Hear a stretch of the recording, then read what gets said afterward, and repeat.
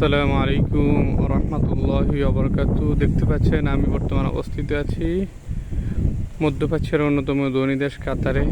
কাতারিয়ান যারা আছে তাদের লাইফস্টাইল দেখতে পাচ্ছেন, এটা হচ্ছে তাদের সময় কাটানোর জন্য একটা, যেখানে বলে মজলিস বলে আরবিতে।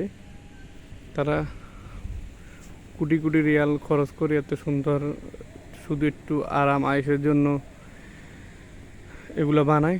এটা তাদের ঘর না, বুঝতে পারতেছেন? এগুলো হচ্ছে তারা শুধু একটা সময় কাটানোর জন্য মাসের ভিতরে একবার বা দুইবার আসে।